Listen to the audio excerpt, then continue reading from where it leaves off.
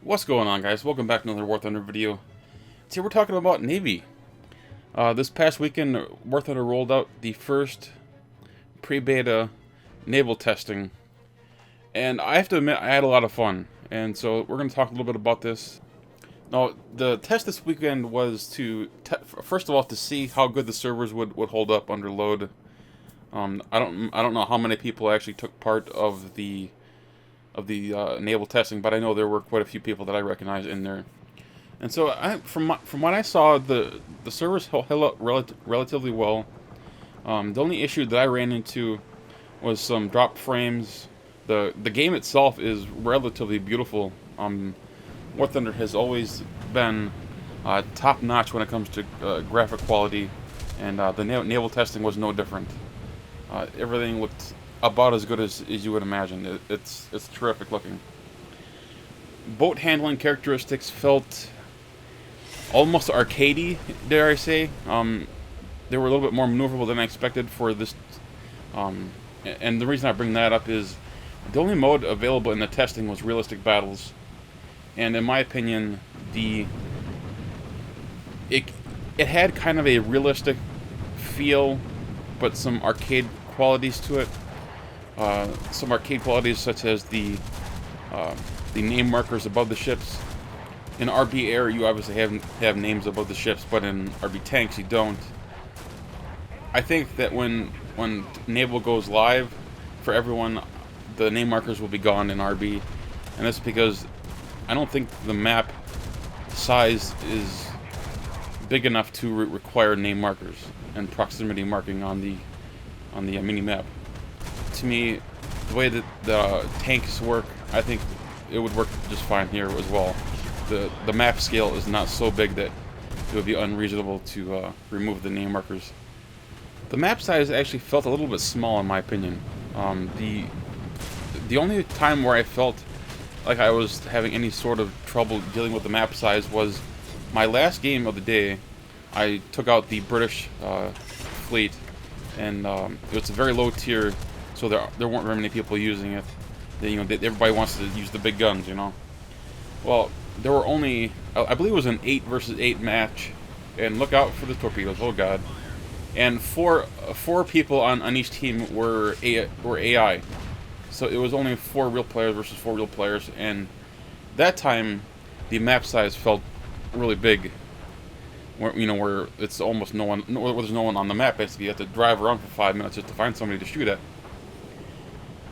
And so that was a little bit bothersome. But other than that, every other battle that I had, I felt the map was just a little bit on the small side. And when you have the name markers, everyone shows up, and it's pretty much game on. Now, as far as spawns, this was pretty simple. It was pretty straightforward. Depending on which nation you chose, you had the option of using one of up to 2 boats. It depended on which nation you were opting to use.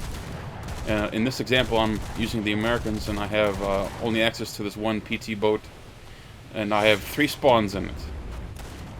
If I die 3 times, then I get to spawn in a 4th time in a plane. Not a plane of your choice, however. It was predetermined.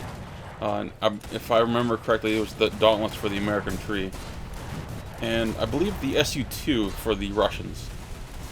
I don't recall the other nations offhand, but that was it was pretty straightforward. Die 4 times and you're out. You queue up for another battle. Now, after you spawn in, you're gonna want to try to cap zones. That's what Navy is all about. It's all about capping zones, holding zones.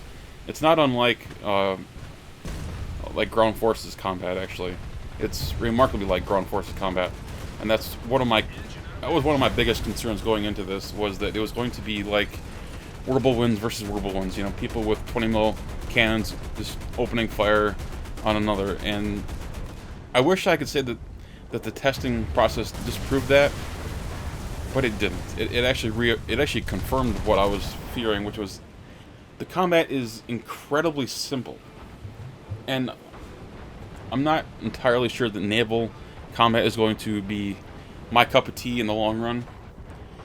I still think that War Thunder's best move would be to announce eventually that they will add capital ships, because right now the big thing is that there are no plans for capital ships. You know, the big destroyers, the battleships, the aircraft carriers, those kinds of things. Right now we're just getting the smaller boats. Like for example, most of the boats that I had access to had 50 cals, 20 mils, 37 mils, 40 mil cannons, and of course torpedoes. Torpedoes was the most fun part of this, because if you're just going around shooting people like this, to me this is a little bit too simplistic in my opinion. This is almost too easy. Oh, that's not to say that there isn't any strategy in this. You do have to remember that you have to angle your boat so that you can shoot all of your guns, or more than one gun. You know, you got the guns mounted in the front, you got them mounted in the side, and boom, there goes the torpedoes. That was fun. Using the torpedoes was fun. But getting back to the tactics, you have to go broadside with respect to another boat and make yourself vulnerable so that you can put more guns, you can fire more guns at your target. I mean, if you're only aiming at your enemy with one gun, that's not going to be very effective.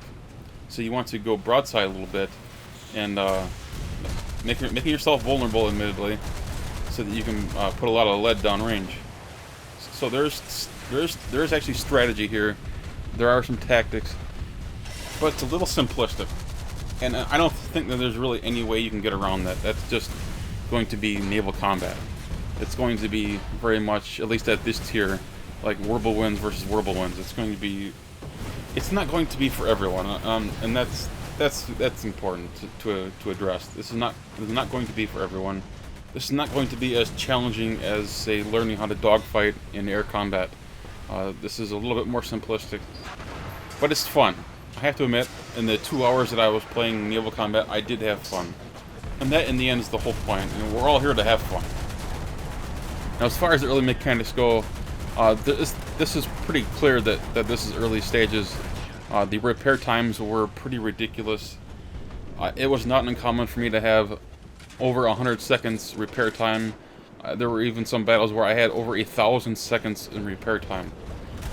And all repairs happen automatically. Unlike, say, tanks where you get your gun breech damaged, you have to hold down your repair key to initiate the repairs. Here, everything was automatic. Same thing with the fire extinguishers. If your engine was on fire, you didn't have to extinguish it yourself. It was all done automatically. Oh shit, that was bad. This, I assume, is to keep it simple, at least for the time being. And you can see, I was bombed in the engine, and I'm leaking oil, and there's actually oil in the water right now. Isn't that a neat little detail?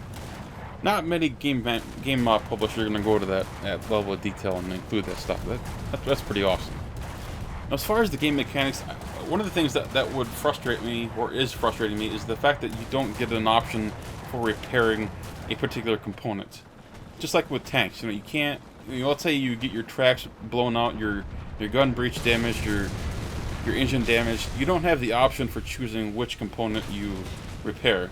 You hold down the repair button and you repair basically everything. I would like there to be an option to, say, repair just the engine so that you can get out of harm's way, get behind some cover, and then repair everything else.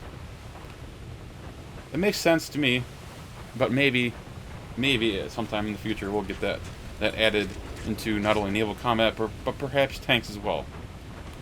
Still, for the first time out, in very early stages, I think naval combat is promising.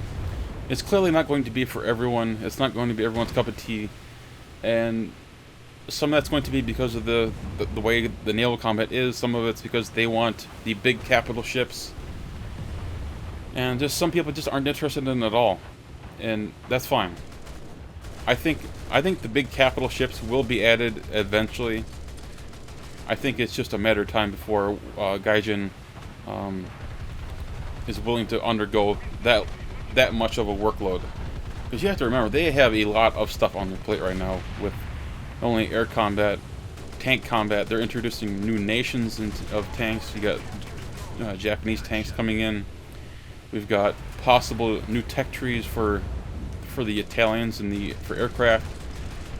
There's a lot on Gaijin's plate right now, and you have to admit, as far as the scope of War Thunder, it's absolutely enormous. The number of vehicles that are in this game is huge. And you have to factor in the new game modes that they're adding, such as World War mode. You got the Enduring Confrontation that's been in production for, well, forever, I think. I don't know that mode's ever going to be ready. But yeah, Gaijin, they have a lot on their plate. There's no question about it, and I think capital ships will be introduced. It just isn't going to happen in the near future. I think they're a little bit reluctant to put that much work on their plate, which is already quite full at the moment. And I don't know, maybe in a couple years we will see the big ships, so that World of Warships will have a true competitor in the naval combat arena, in both terms of gameplay, but also graphics. There's no question that War Thunder's graphic department outmatches anything from Wargaming. It's not even really close, in my opinion. Anyway, guys, I hope you all enjoyed this video. If you did, hit that thumbs up button. And of course, if you're new to the channel, please subscribe. Take care, guys.